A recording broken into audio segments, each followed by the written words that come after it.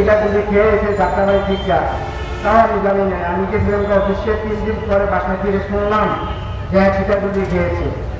আর 5 তারিখে যখন মিছিলে গিয়ে আমার ছেলে সরে গিয়েছে যাত্রাবাড়ি।